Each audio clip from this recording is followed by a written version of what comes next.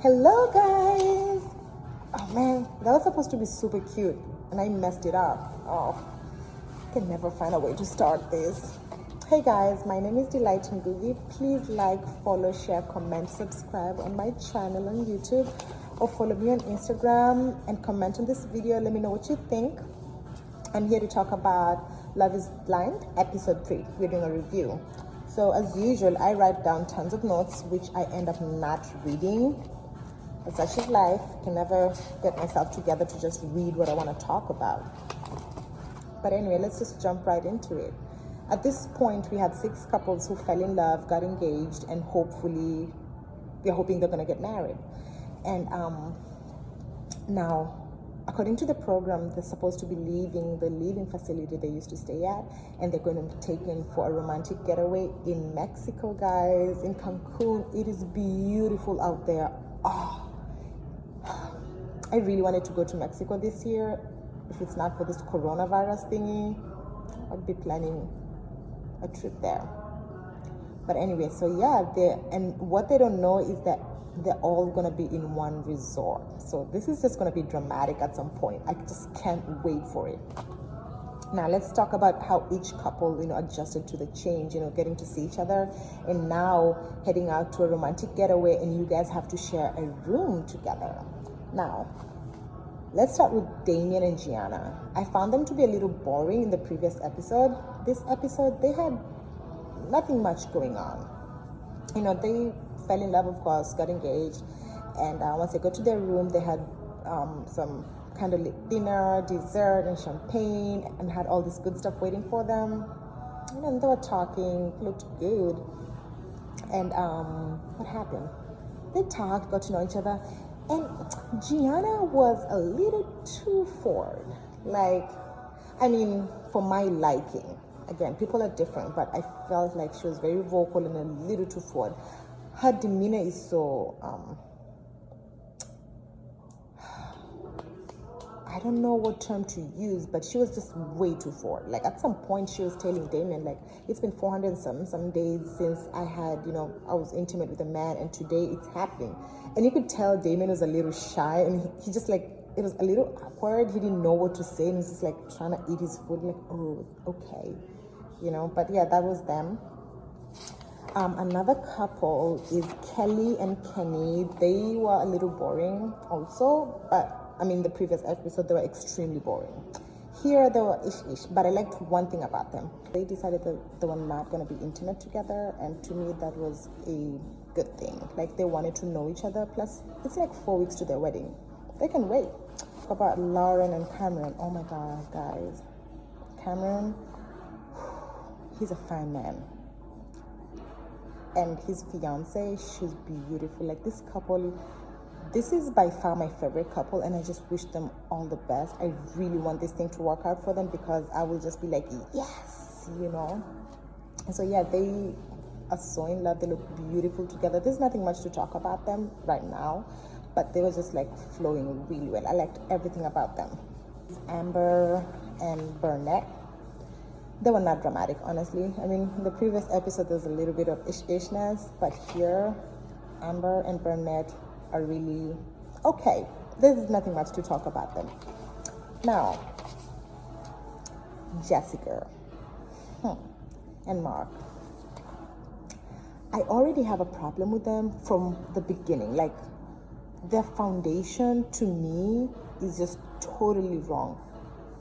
If anything, they should start all over again. I don't have so much faith in them. I don't know. I just don't have so much faith in them. And this is a thing. When they met for the first time, and Mark was gonna, propose to her, she said something really stupid. She told Mark, "Oh, I asked somebody how a 24-year-old guy looks like." And then she was like, "Oh, you look normal." What? And then she said, "You're a grown-ass man." How on earth could you just keep on throwing shit like that? You say all the wrong statements. Are you even thinking before you talk? And Mark was pretty chill and cool. He didn't say nothing. He was just laughing. But honestly, I'm not too sure about these two people. So yeah, they went to the hotel, and Jessica like made it clear to Mark that she didn't want to get intimate with him, and Mark responded really well. That was really such a mature response from him. I was very proud of him.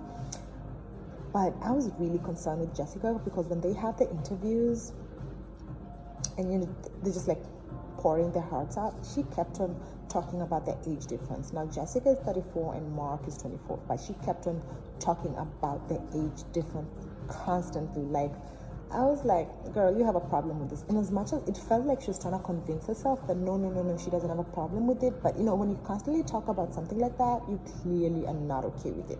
So I'm honestly seeing this age issue, it's going to pose as a challenge in the later days. I don't know. I don't know. Yeah.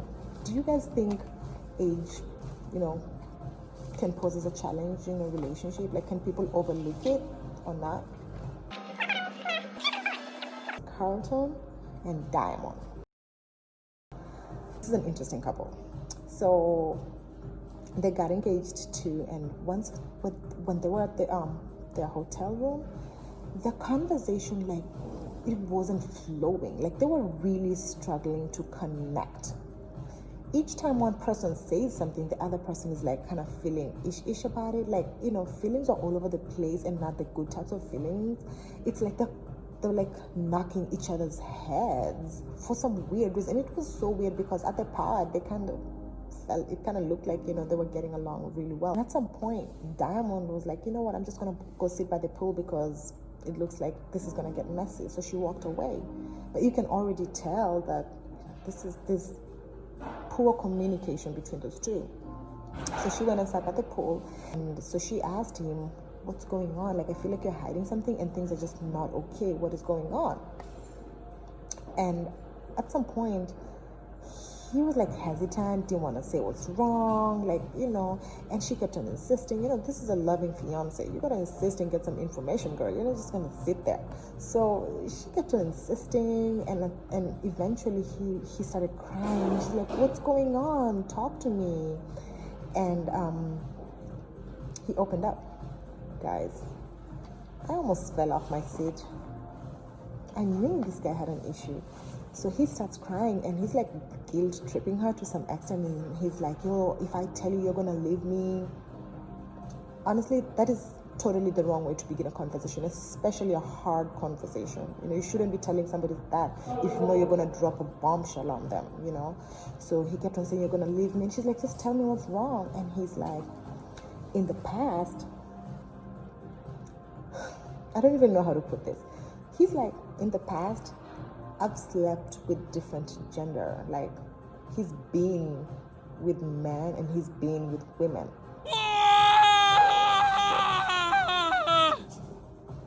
People. I put myself on Diamond's shoes, and I was like, if a man tells me that, I'm just done.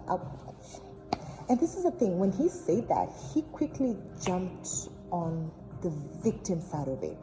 He didn't give her time to process all that information, which is really, like, that's too much. You are already engaged in planning a wedding within the next 4 weeks, and somebody's telling you that they've been with men before. Like, how did you not reveal that information before?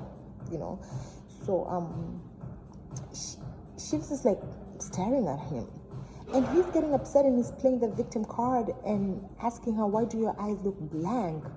And he's just like all over the place, and she doesn't even have time to process all this. And he started just like acting up and crying and just acting like a baby. Very poor communication.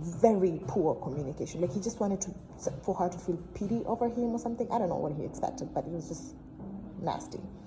But yeah, so they decided to each go separate ways, at least for the night, so that she has time to think about it and talk about it perhaps in the morning.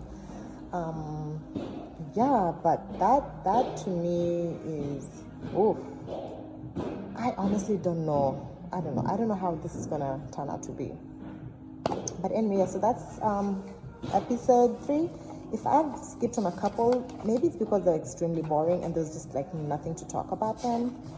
Watch out for review on episode 4. Kudos, bye.